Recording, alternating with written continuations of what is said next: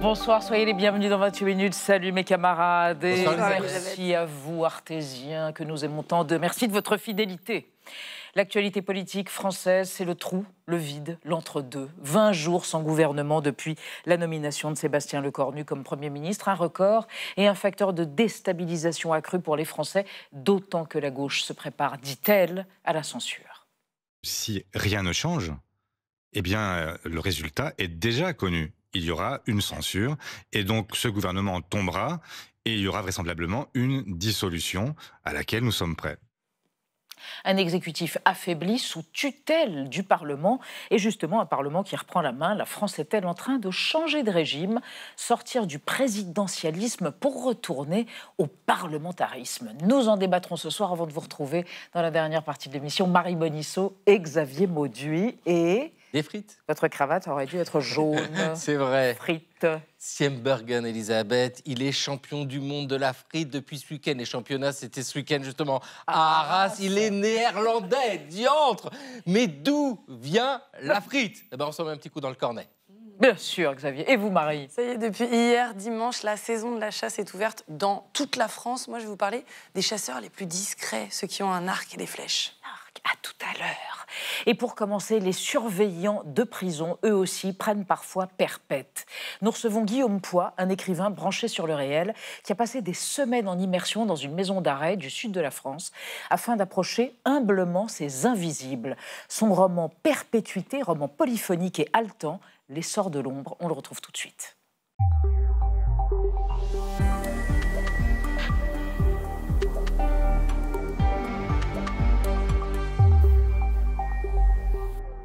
Guillaume Poix, bonsoir, bienvenue. Bonsoir. Sur le plateau de 28 minutes. Je vous présente Anna Ndiaye et Benjamin Sportouche. Nous vous recevons. Vous êtes un écrivain goncourable d'ailleurs. Vous êtes sur la première liste du Goncourt. A raison, monsieur Poix, avec Perpétuité aux éditions Verticales.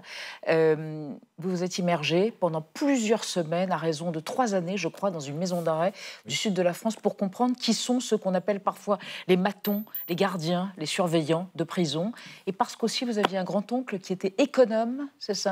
Absolument, à la prison Saint-Paul-Saint-Joseph à Lyon. Ouais, il y avait quelque chose à aller... Ouais, je voulais un peu exhumer aussi cette histoire-là et comprendre un peu ce que c'était que cette carrière-là, puisque moi, j'avais aucune conscience de ce que ça pouvait être. Alors, on va en parler avec vous après votre profil idéal réalisé par Gaël Legras, Guillaume Poix.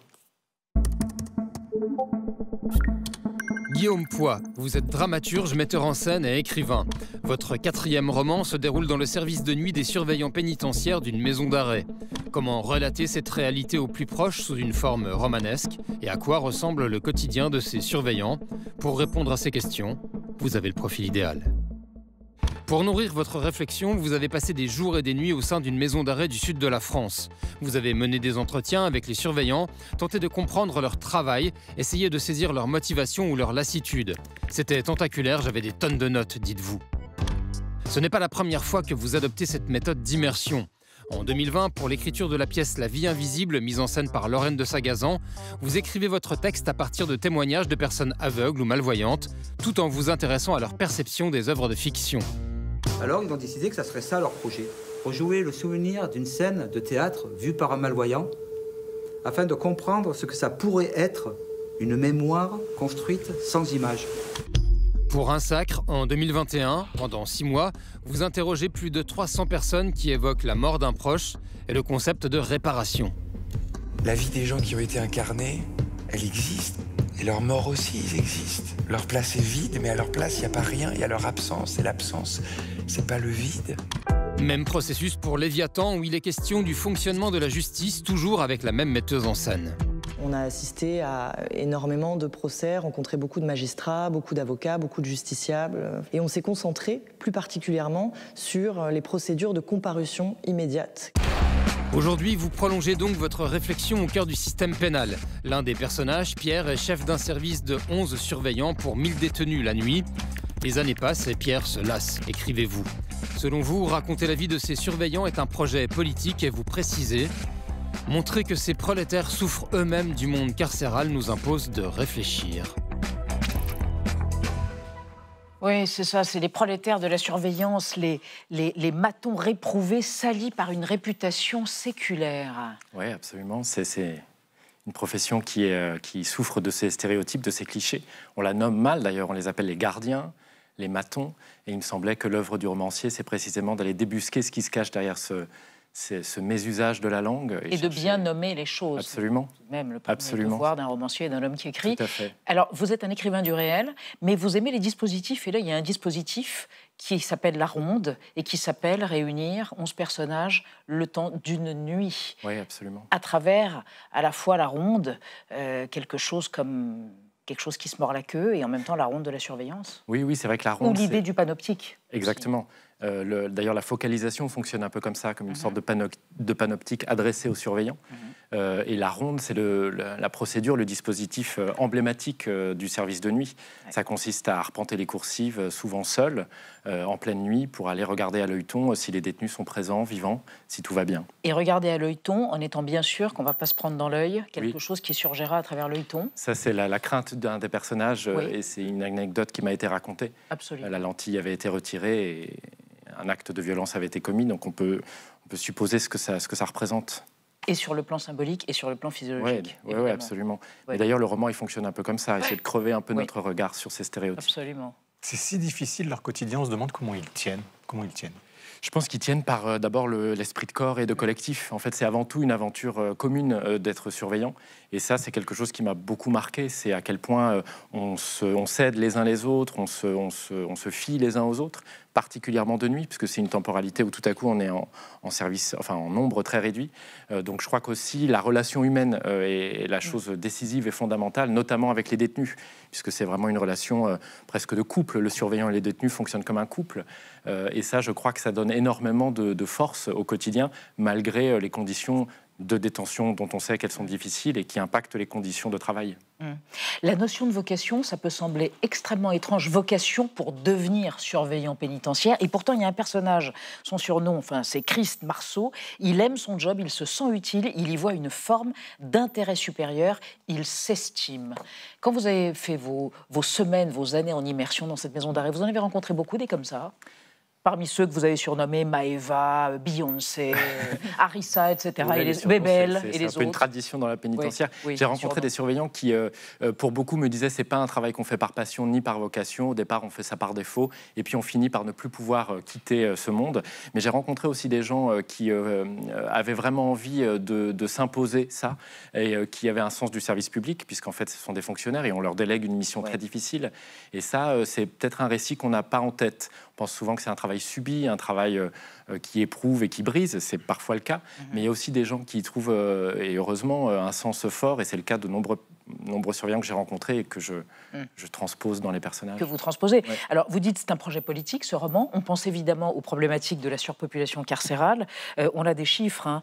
84 447 personnes sont incarcérées en France, maison d'arrêt centrale, pour 62 500 lits. Mais il y a aussi un autre thème qui est très fort, qui est central, sans mauvais jeu de mots, c'est les problèmes de santé mentale.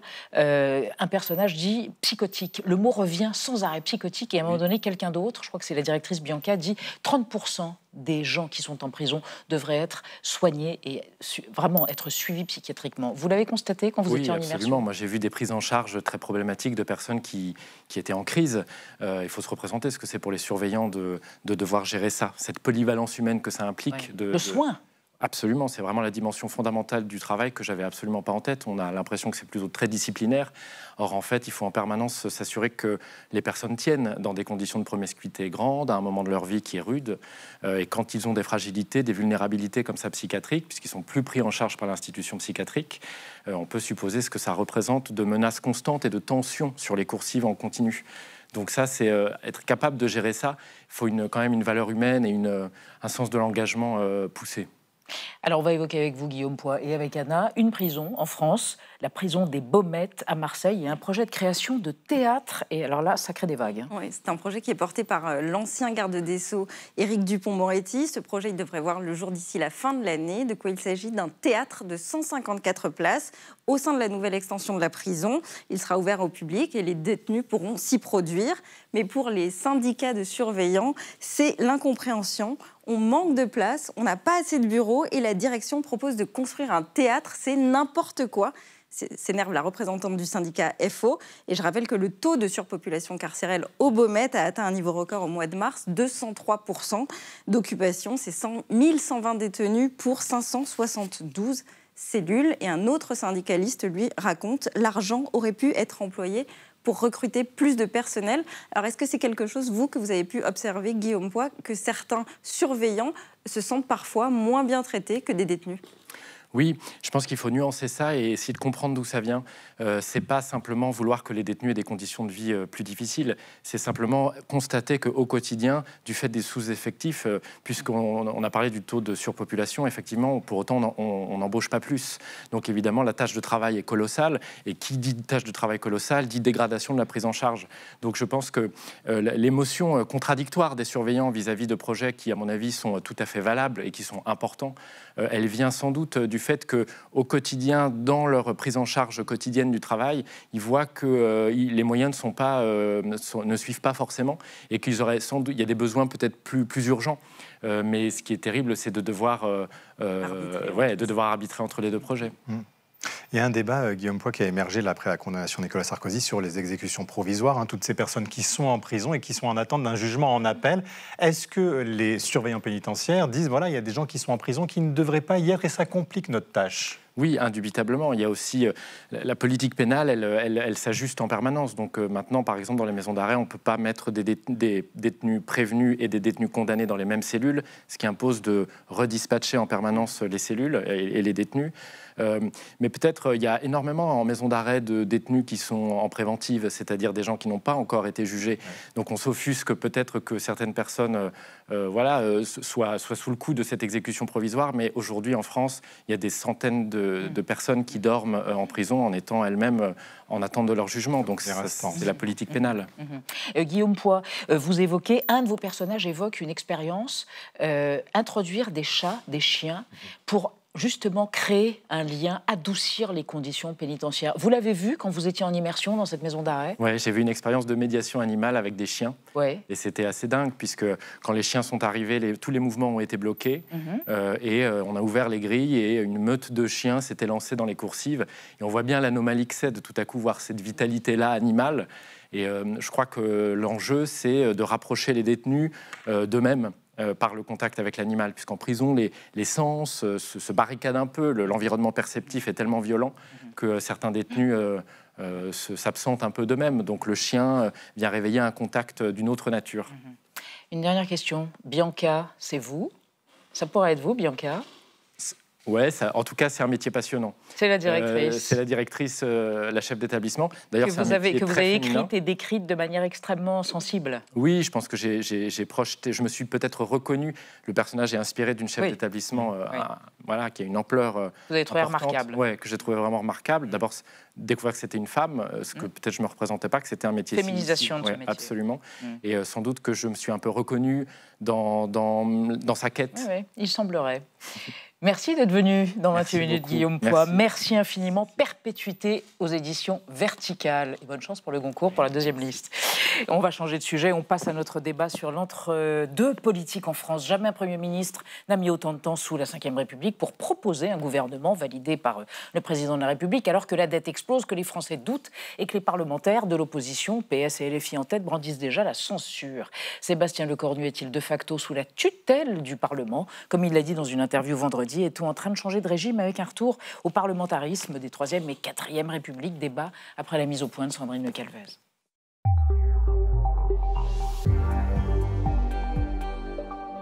Toujours rien, pas de gouvernement. Nommé le 9 septembre dernier, le nouveau Premier ministre demeure discret et enchaîne les consultations. À Matignon, il se murmure que le gouvernement pourrait être nommé d'ici la fin de semaine.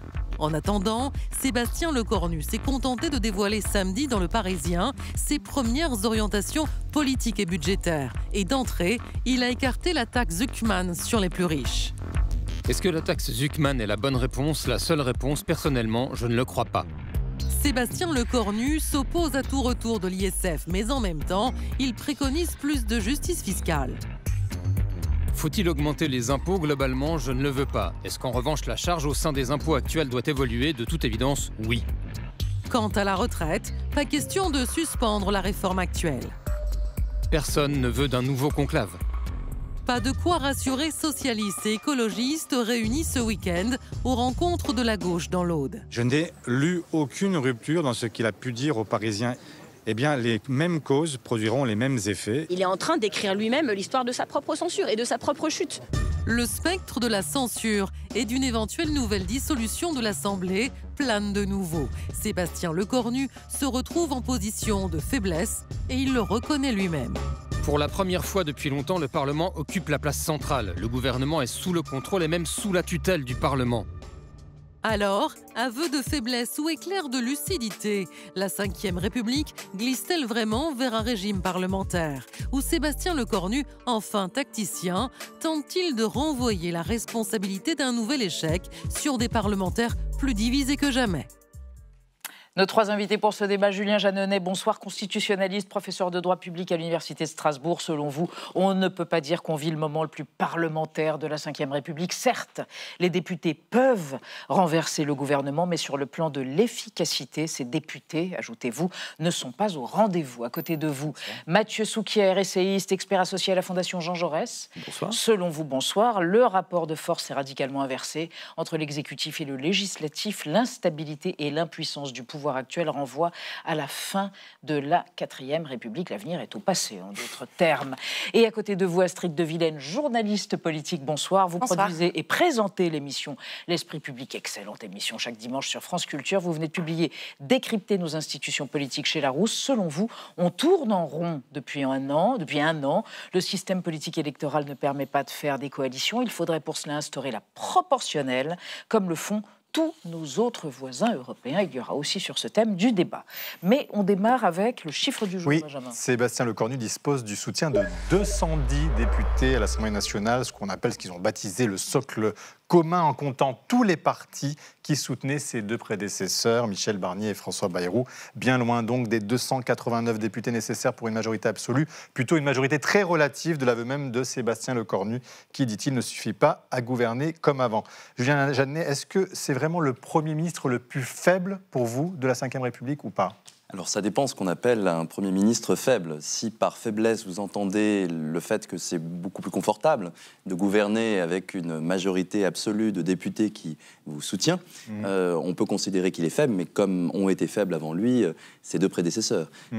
Est-ce qu'il est faible au sens de sa stratégie politique? Je pense que, à l'inverse de ses deux prédécesseurs, il adopte pour l'instant une démarche qui me semble tout à fait positive, qui consiste non pas à arriver en disant comme un matamor, voilà le gouvernement que j'ai nommé, voilà les réformes que nous allons mener, voilà ce que nous allons faire ensemble, mais à l'inverse, qui consiste à dire, je prends acte du fait qu'aujourd'hui, nous n'avons pas les moyens de gouverner sans un travail préparatoire conduisant à la mise en place d'une sorte de plateforme de gouvernement.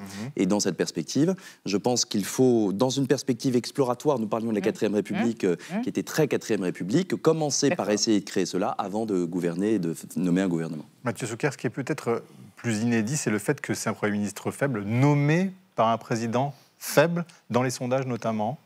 Oui, c'est ce qui me conduirait, moi, à dire qu'on a effectivement, avec Sébastien Lecornu, le Premier ministre le plus faible de l'histoire de la Ve République. Parce que ses forces parlementaires sont très faibles, parce que son crédit dans l'opinion est lui-même très faible et qu'il s'adosse au crédit très faible du président de la République. 17% d'opinion favorable pour Emmanuel Macron. Nous n'avons jamais eu de couple exécutif aussi impopulaire en début de course. C'est-à-dire que Sébastien Lecornu est installé depuis quelques jours. Et effectivement, vous aviez raison de faire référence à la 4e République. C'est-à-dire que la 5e République a été instaurée pour répondre aux maux de l'époque, c'est-à-dire une instabilité gouvernementale extrêmement marquée et une impuissance politique, en tout cas vécue comme telle, par l'opinion. Nous y sommes d'une certaine façon, et l'histoire de la 5e République devient d'une certaine façon l'histoire d'un pouvoir fort, de moins en moins fort. C'est-à-dire institutionnellement fort et politiquement faible, c'est ça que vous dites? C'est tout le paradoxe de la Ve République. Le président de la Ve République en France a des pouvoirs institutionnels comme aucun de ses homologues, ou à peu près. C'est un homme institutionnellement très fort. Or, depuis De Gaulle et jusqu'à Emmanuel Macron, précisément, la force de ce leader politique s'est progressivement perdue parce que Il manque en réalité ce qui fait la force ou le support d'un pouvoir, c'est l'adhésion populaire, c'est la confiance. Donc vous pouvez avoir au plan institutionnel les plus grands pouvoirs, mais être politiquement très faible parce que personne qui vous suit ou de moins en moins de monde qui vous suit. Astrid de Vienne, pour revenir sur ce mot de Sébastien Lecornu, je suis le Premier ministre le plus faible de la Ve République, qu'est-ce que vous y voyez? De la lucidité, une tactique ou une erreur, à votre avis? C'est bien résumé. Ou tout en même temps. Peut-être un peu de tout ça. Moi, ça m'a beaucoup surprise, en fait, qu'ils disent ce terme-là. Hein. D'abord, dans un huis clos, il aurait très bien pu démentir. On a déjà vu ça en politique. Et qu'il l'assume ensuite. Parce qu'on commence mal, quand même. Vous voyez, ça fait 20 jours qu'il est là. Il n'a toujours pas de gouvernement. Il n'a pas de majorité. Et en plus, il le dit qu'il est faible. Vous voyez, ce n'est pas une très bonne stratégie, je trouve. Ensuite, s'il est vraiment, comme le dit le Premier ministre et comme le confirme Mathieu Souquier, le Premier ministre le plus faible de la Ve République. Dans ce cas, il faut qu'il fasse avec le Parlement. Et non pas qu'il donne une interview aux Parisiens vendredi pour dire les seuls sur lesquels je pouvais m'appuyer, le Parti socialiste, en fait, vos propositions, je n'en veux pas. Donc moi, je trouve que c'est un paradoxe, que ça casse ce qu'il avait commencé à construire qui était plutôt bien joué, c'est-à-dire je suis le président devant François Bayrou, je suis le président des ruptures pendant la passation de pouvoir, c'était un peu osé. Sous-entendu, je ne serai pas comme vous. Moi, je trouve qu'on est quand même en train de lui reprocher ce qu'on reprochait à François Bayrou, c'est-à-dire de vouloir gagner du temps, de ne pas dévoiler son jeu, et surtout, quel grand flou. Donc, Oui, mais Julien Lallet, vous dites, vous, c'est de l'honnêteté. Alors que... C'est l'honnêteté, c'est de la stratégie habile, je pense. La question finale, ce sera, est-ce qu'il arrive à créer cette plateforme de gouvernement? S'il y arrive, on dira tous, formidable. Il a réussi à prendre conscience de la reparlementarisation de nos institutions, du fait de l'équilibre politique à l'Assemblée nationale. Et on dira bravo, et peut-être qu'il durera jusqu'en 2027. À l'inverse, s'il n'y arrive pas, notamment parce qu'il a fermé la porte au Parti socialiste, il n'est pas du tout impossible qu'il tombe comme ses prédécesseurs très rapidement. Et c'est pas gagné, justement, parce que le RN réclame au Premier ministre une politique en phase avec ses propositions, sous peine de s'associer à une censure. Écoutez Jean-Philippe Tanguy, président délégué du groupe RN à l'Assemblée, justement. Après 3 semaines de silence, on pouvait s'attendre à des annonces concrètes, à une vision, et on a l'impression que M. Lecornu essaie désespérément de gagner du temps. Marine Le Pen et Jordan Bardella ont été très clairs. Si pas de rupture de la part de M. Lecornu, il y aura censure. Donc là, il n'y a pas de rupture. Il n'y a aucune rupture. C'est du macronisme pur jus. Du macronisme pur jus, mais Mathieu Souquier, il pourrait être censuré ce gouvernement avant même d'être nommé, théoriquement, ou pas? Oui. Rappelez-nous les modalités de ça. J'y ajoute 2 éléments de faiblesse, en réalité. Il est faible parce qu'il est présenté, ou en tout cas, il est perçu comme l'homme d'Emmanuel Macron. C'est-à-dire que le président de la République qui, normalement, a perdu le pouvoir, mais qui ne veut pas l'admettre. Donc, il est là, en réalité, pour poursuivre la politique menée depuis déjà 8 ans. Donc c'est un élément de faiblesse politique. J'y ajoute un élément de faiblesse qui tient au contexte budgétaire. Il est, de tous les premiers ministres en poste depuis 2017 au moins, celui qui dispose des marges budgétaires les plus étroites. Et en réalité même, il est là pour faire adopter un budget austéritaire. Un budget austéritaire, c'est un budget par définition impopulaire, et donc on ne voit pas qui pourrait venir aujourd'hui au secours de Sébastien Lecornu. Donc la censure est quand même tout à fait possible, si ce n'est probable. Julien Jeanneney, Sébastien Lecornu a dit lui-même le gouvernement est sous la tutelle du Parlement. Encore une analyse sémantique de cette tutelle.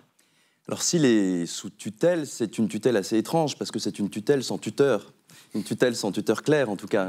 C'est qui l'Assemblée nationale aujourd'hui? C'est pas comme si l'Assemblée nationale avait un chef très clair qui était susceptible de dire au Premier ministre « je te tiens pas la barbichette, tu vas faire ce que je te demande de faire, sinon je ferai tomber ton gouvernement ». C'est qui exactement? Est-ce que c'est le RN? Est-ce que c'est LFI? Est-ce que c'est le Parti socialiste? On voit bien que toute la difficulté c'est une tutelle, oui, comme au sens du régime parlementaire depuis 1958, tous les premiers ministres sont en principe sous la tutelle des députés.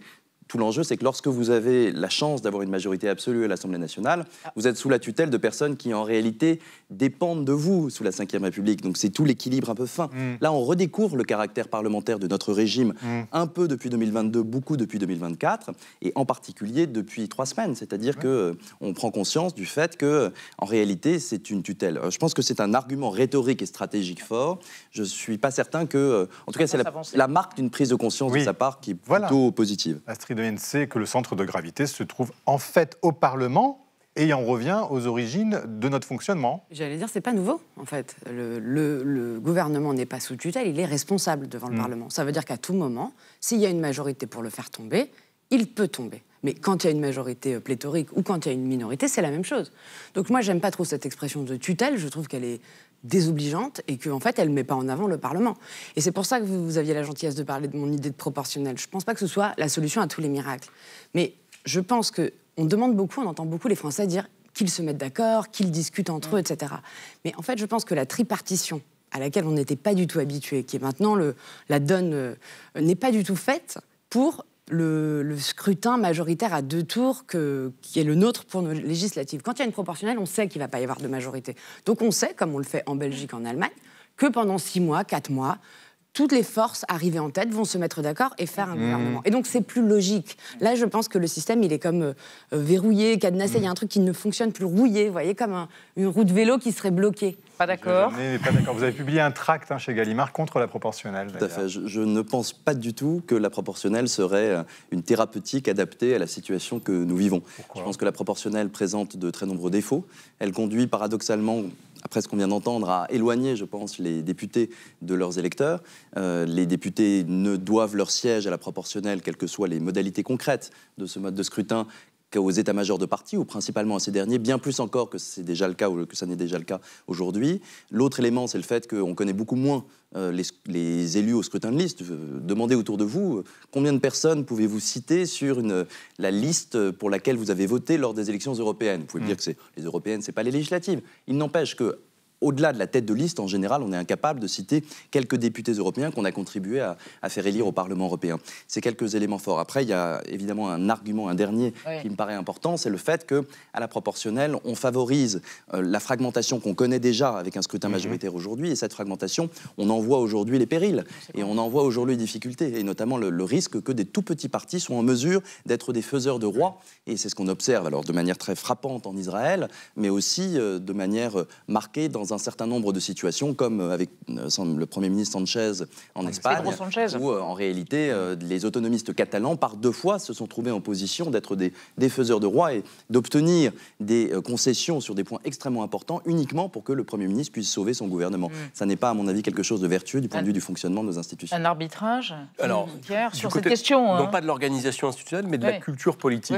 La culture parlementaire n'est pas du tout étrangère à la culture politique française, puisque c'est celle qui a prévalu sous la 3e et sous la 4e République. Il est vrai que sous la 5e, en particulier à cause de l'organisation binaire de la vie politique, on a perdu en fait cette culture-là. Emmanuel Macron, pour le coup, qui dans l'élection portait aussi une promesse de déblocage et de la société et du fonctionnement de nos institutions, pourrait faire œuvre utile aujourd'hui, en laissant quand même, en laissant à croire dans l'opinion qu'il a bien perdu le pouvoir qu'on lui a retiré aux dernières législatives, et en essayant d'insuffler cette culture parlementaire qui aujourd'hui nous fait défaut. Mais la proportionnelle, ça viendrait débloquer le système ou pas? Alors, non, je ne crois pas, pour une raison simple. Les équilibres qu'on a aujourd'hui au Parlement correspondent grosso modo à ceux qu'on aurait avec la proportionnelle. Mais il pourrait débattre, ce serait comme implicite, c'est ça que je veux dire. Ce qui changerait la donne, ce serait en réalité un changement de posture.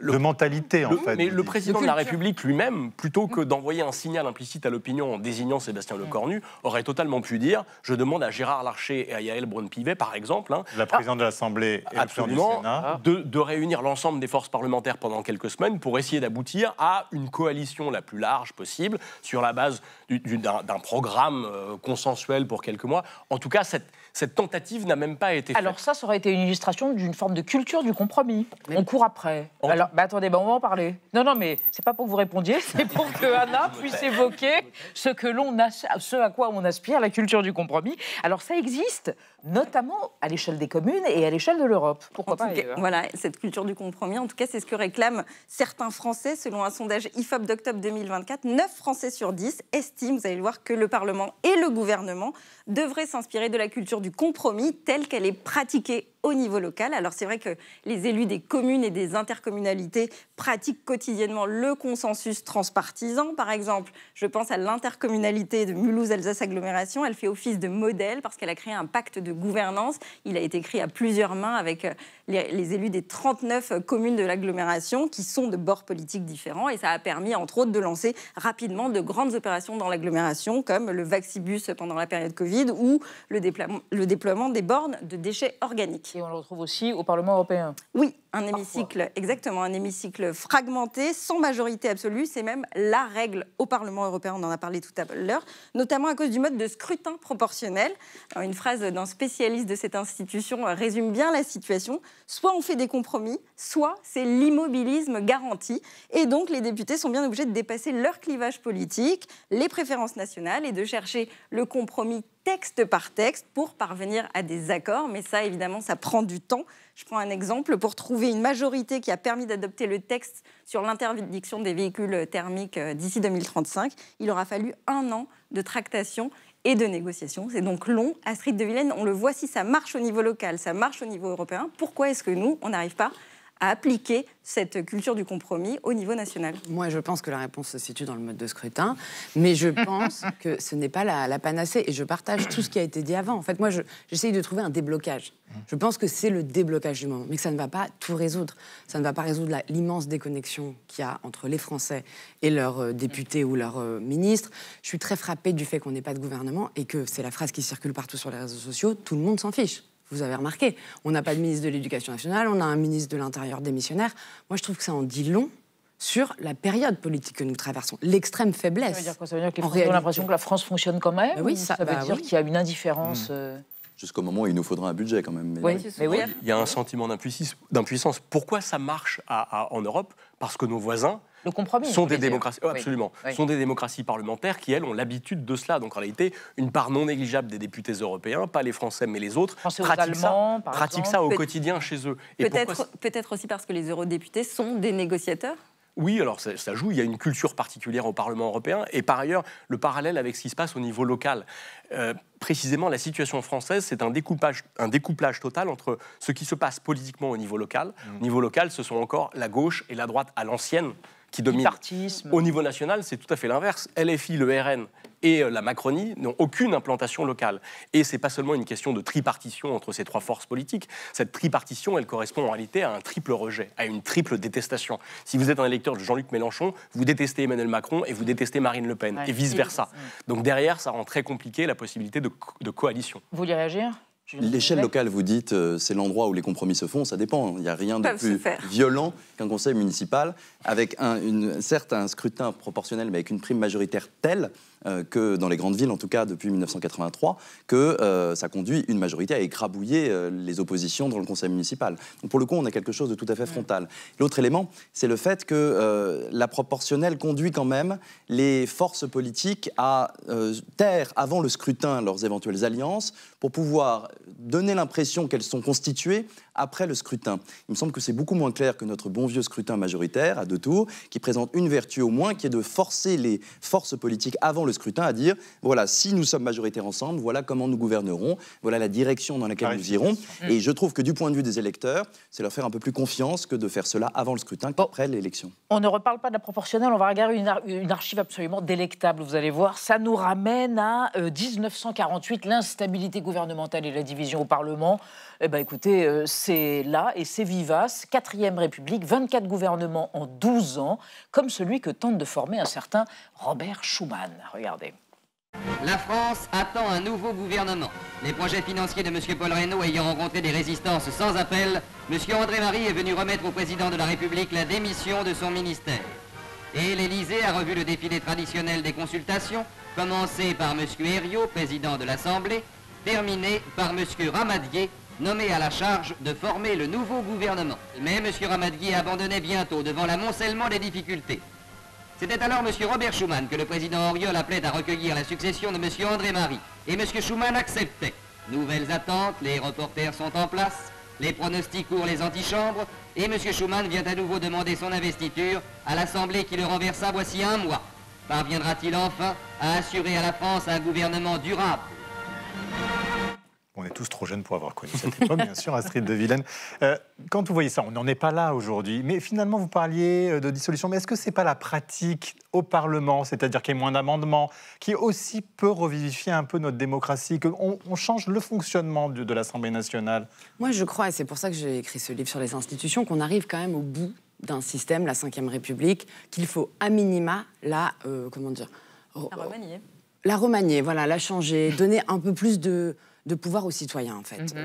Certains diraient aller jusqu'à la 6e République. Moi, je serais presque allée jusqu'à utiliser cette Assemblée nationale qui a eu une grande participation au dernier scrutin et qui est assez représentative, du coup, des Français, pour en faire une constituante. C'est-à-dire que tous ces gens-là qui n'arrivent pas à s'entendre sur une demi-mesure sur l'ISF, la taxe Zuckman, je ne sais quoi, sur l'AME, parlent plutôt des institutions pour voir comment mieux associer les Français ou régler le débat qu'on avait tout à l'heure. Donc c'est une crise de régime, pas uniquement une crise démocratique ou éthique. C'est dans l'entre-deux, mais pas loin. Je pense qu'il y a les trois. On est dans une crise politique, on est dans une crise démocratique, on est dans une crise de la représentation. pour moi, on n'est pas encore dans une crise de régime, mais à mon avis, si Sébastien Lecornu tombe, si un autre tombe, si je ne sais quoi, on est au bord de la crise de régime. On est au bord du précipice ou pas pour la 5e, Julien Jeannet? 2 remarques. On a vu passer Ramadier. Ramadier, il est quand même l'un des responsables de la faiblesse de la 4e République, puisque lorsqu'il a demandé son investiture au tout début de la 4e République, il a fait ce qu'on appelle la double investiture Ramadier, c'est-à-dire que, alors même qu'on avait voulu rompre avec la pratique de la 3e République, il est arrivé en disant « Je vous demande de voter sur mon nom, moi, président du Conseil, puis de revoter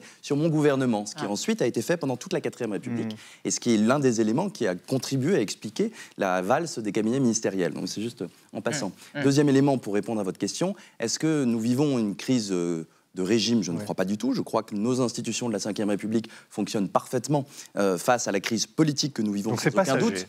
Non, que la crise politique, il n'y a aucun doute. Mais en revanche, les crises politiques, il y en a plein, si j'ose dire. Et c'est la vie des institutions que de connaître des crises politiques. La chute d'un gouvernement, c'est une crise politique. Mais en l'occurrence, tous les mécanismes constitutionnels prévus par la Constitution ont été utilisés depuis quelques années. Et en réalité, l'armature constitutionnelle est tout à fait là pour faire face, à mon avis, aux circonstances. Mathieu Souquier, il y aura dissolution si le gouvernement si Sébastien Lecornu est censuré, il y aura dissolution inévitablement? On peut imaginer que c'est un scénario probable. Il y a la question institutionnelle, mais je rebondis quand même, il y a les forces sociales en face. Et donc si la 5e République était apparue en 58 comme la solution, la bonne réponse au manquement de la 4e République, souvenons-nous que, sans idéaliser le passé, souvenons-nous que 3 années seulement après l'élection du général de Gaulle au suffrage universel direct, 3 années après seulement, il y a les barricades de mai 68 et il y a en 69 l'obligation qu'il se fait lui-même de démissionner. Et à partir de 69, en réalité, tous les gouvernants se font sortir, ou à peu près. Le gaullisme se fait sortir par le giscardisme, et ainsi de suite, jusqu'à aujourd'hui. En réalité, si nous sommes tant bloqués aujourd'hui, c'est parce que Emmanuel Macron est un des premiers présidents de la République à parvenir à se faire réélire. Autrement dit, il a la longévité qui a fait défaut à tous ses prédécesseurs, et s'il a la longévité sans la confiance, il a l'usure, et l'usure terrible, l'usure mortifère. Mais, pardon, rapidement, mais la culture du conflit, elle est aussi dans notre société. Donc, quelque part, est-ce que quelque part, notre classe politique ne nous ressemble pas? Et quand on a eu des acquis sociaux, ça s'est fait aussi dans la Révolution, dans la révolte, dans les manifestations. Non, bien sûr, mais je ne suis pas sûre que les Français se sentent très représentés par le spectacle donné au Parlement. Moi, en tout cas, ce n'est pas du tout ce que j'entends sur le terrain. Très bien. Écoutez, ce sera le mot de la fin pour ce débat absolument passionnant. Merci à tous les trois d'être venus tenter et plutôt réussir à nous éclairer sur ce que l'on vit en ce moment. On va rester dans l'actualité vue par Xavier Moggi, Marie Bonisso. Les championnats du monde de la frite ont eu lieu à Arras. C'est un événement. Et la chasse à l'arc fait de plus en plus d'adeptes. Qu'en pensent donc les chevreuils et les petits marcassins des zones périurbaines? Mais d'abord, le mot vedette du jour, paracétamol, car le docteur Trump a bien sûr un avis médical autorisé sur cet antalgique dont il connaît par cœur la formule. C'est 8H9NO2, c'est entendu. Le président américain accuse le paracétamol. Ne prenez pas de paracétamol. Don't take Tylenol. Qu'est-ce que ça veut dire? Exactement ce que ça dit. Merci de m'en dire un peu plus. Entendu. La vie secrète des mots vedettes. Paracétamol, abréviation de la formule chimique para-acétylaminophénol, désigne l'un des antidouleurs les plus consommés dans le monde. Le 22 septembre, le président américain a exhorté les femmes enceintes, sous peine de transmettre l'autisme à leur bébé, à ne pas prendre de paracétamol. Le paracétamol est un analgésique qui fait baisser la fièvre, laquelle peut provoquer fausse couche, malformation des organes, complications cardiovasculaires. Si l'aspirine et l'ibuprofène ont des effets indésirables bien connus sur le fœtus, le paracétamol est le seul médicament en vente libre approuvé pour traiter la fièvre pendant la grossesse. Pour connecter paracétamol et autisme, parmi les kids américains de 8 ans, 3,22% ont un trouble du spectre autistique, le président anti-science a convoqué une méta-étude, dont l'auteur, la méthodologie et les résultats sont contestés, et Cuba. À Cuba, ils n'ont pas de paracétamol et ils n'ont quasiment pas d'autisme, donc... Les seuls facteurs d'autisme établis sont génétiques et environnementaux. L'association de malfaiteurs autisme-paracétamol, invention d'un chimiste américain en 1878, a été étudiée sur 2,5 millions d'enfants nés en Suède entre 1995 et 2019, ou plus récemment sur une cohorte japonaise de plus de 200 000 enfants. Le paracétamol est ressorti libre. En France, l'analgésique Superstar de quelques grammes pèse 1,1 milliard d'euros de chiffre d'affaires que se partagent 2 titans de la molécule, dont l'un a vendu la moitié de son bise à un fonds d'investissement américain. Mais une nouvelle usine produira dès 2026 de quoi assurer la souveraineté sanitaire nationale. Si oui, Spachem, Paracétamol. Oh, elle est bonne, elle était patente. Merci Thibault Nolte. Vous revoici tous les deux pour vos chroniques, Marie et Xavier. Alors vous vous intéressez à des sujets fondamentaux, quoi. Championnat du monde de la frite, hein. Ah oui? Ben oui, ça a eu lieu où? À Arras. Et c'est un Néerlandais qui a décroché ce titre envié de champion du monde de la frite. Une histoire servie dans un cornet. Évidemment, Elisabeth, c'est à la fin de l'an 3 de la République française, comprenez 1794, que paraît le premier ouvrage entièrement consacré à la pomme de terre, la cuisinière républicaine, un ouvrage qui nous promet de nous enseigner les meilleures manières d'accommoder toutes les patates. Il est signé Madame Mérigot, veuve, mère de libraire, et d'ailleurs à remarquer cas exceptionnel d'une femme autrice de livres de cuisine au XVIIIe siècle. La patate est mise à l'honneur. Et ici, la pomme de terre, vous savez, venue d'Amérique, magnifiée par Parmentier, mais regardez avec méfiance. Bon, ben voilà, un livre entier consacré aux pommes de terre, c'est révolutionnaire. Elles sont bouillies ou elles sont déjà frites? Elles sont déjà frites. On a faim. Les mots d'huile, vous nous torturez, là. Il y a plein de recettes, mais enfin, en tout cas, vous avez déjà la première mention que ces pommes de terre peuvent être frites, alors dans du saindoux, dans du beurre, et puis... salé. Ah bah oui, on voit après plein d'ouvrages qui traitent de cette question-là. Le cuisinier économe en 1821 nous donne les manières de frire les pommes de terre. Allez hop, vous les faites frire, hop, vous les égouttez. Une fois qu'elles sont croustillantes, elles reviennent dans du beurre. C'est exceptionnel, nous dit-on, servi avec une pièce de bœuf. Et dès lors, la pomme de terre devient incontournable sur les tables populaires. Sur les tables bourgeoises aussi, et surtout débat, mais alors improbable et incontournable lui aussi, de patriotisme. Elle est belge? C'est compliqué. Alors attention, sujet délicat, disons-le tout de suite. Il n'est pas improbable qu'à la fin du XVIIe siècle, quelques pêcheurs belges ont découpé des pommes de terre sous forme de bâtonnets, un peu comme des petits poissons, et puis ils les ont fait frire, tout simplement parce que ce jour-là, ils n'avaient pas pêché les poissons. Les Belges, apportez-nous des documents en masse pour le prouver la chose, pour le prouver, parce que là, jusque-là, ça reste très marginal. Non, toutes les études très, très sérieuses, et il y en a beaucoup, nous montrent que la pomme de terre frite s'impose dans les rues de Paris à la fin du XVIIIe siècle et au XIXe siècle. D'ailleurs, aux États-Unis, on dit French fries. Au Royaume-Uni, on dit chips. Eux, ils ne savent rien comme tout le monde. Non, sous ce terme générique de frites se cachent des réalités très différentes. Ben déjà, selon la manière de les couper, en lamelles, en bâtonnets avec des formes bizarres, la manière de les cuire. Quelle matière grasse, quel temps de cuisson. Donc, il n'existe pas une frite, il existe des frites. Les Français, les Belges, les Néerlandais, peuple du monde, soyons fiers de nos frites, tout en rappelant, Elisabeth, que les meilleures frites sont bien souvent celles que nous faisait notre grand-mère. Absolument. Et toi, tu l'as? La frite. Évidemment, mot d'huile, je l'ai tutoyé, c'est dingue. Bon, chère Marie, la saison de la chasse est ouverte. Une méthode fait de plus en plus d'adeptes, c'est la chasse à l'arc. Oui, alors l'ouverture de la chasse, peut-être que vous le savez, ça s'échelonne. De région sur les en région. dimanches de septembre, voilà, selon les départements. Et donc ça y est, depuis hier, 28 septembre, toute la France peut chasser jusqu'à fin février, voire fin mars, pour certaines espèces. Or, sur le petit million, il y en a de moins en moins de chasseurs français, il y a un groupe que vous n'allez pas entendre, ce sont les archers, les archères. Entre 15 000 et 20 000 archers en France, on ne sait pas exactement, dont certains sont sollicités par l'ONF, l'Office national des forêts, pour réguler, c'est le terme, pour chasser en zone périurbaine. Il y a notamment beaucoup d'archers en Île-de-France.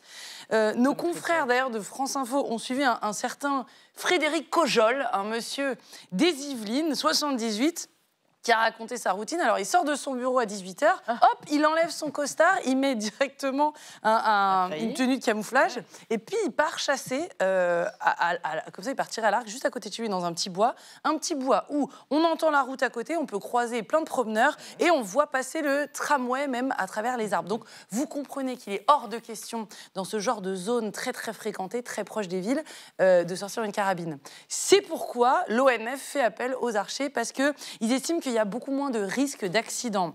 Parce que M. Cojol et ses amis, ils chassent le sanglier et le chevreuil à l'affût. Ça veut dire quoi? Ça veut dire qu'il se met immobile, perché, 2,50 m à peu près dans un arbre, il ne bouge pas et il attend. Et il tire que quand l'animal est très proche de lui, c'est-à-dire à peu près à 15 mètres. Donc moins de danger. Et puis aussi tout simplement moins de nuisances sonores pour les voisins. Ces flèches et cet arc sont très souvent présentés par les adeptes comme l'essence de la chasse originelle, qui serait plus proche de la nature, moins polluante, plus fair-play aussi, parce qu'il raconte que l'animal et l'homme seraient sur un pied d'égalité. Il n'y a pas de chien, il n'y a pas de poudre pour aider le chasseur, qui d'ailleurs revient très souvent bredouille. Alors ça fait 30 ans que cette pratique est réglementée en France. Elle gagne des adeptes, notamment des jeunes gens qui s'y mettent à la chasse à l'arc, même si pour le moment, ce sont des gens qui sont obligés de passer leur permis de chasser avec une arme à feu, alors que justement, l'idée, c'était de s'en passer. Voilà, c'est un peu absurde. Merci Marie, merci à tous. Et merci de votre fidélité, encore une fois. À demain, 20h05, on se retrouve avec le réalisateur iranien Jafar Panahi, Palme d'Or à Cannes, remarquable film. Tchuss.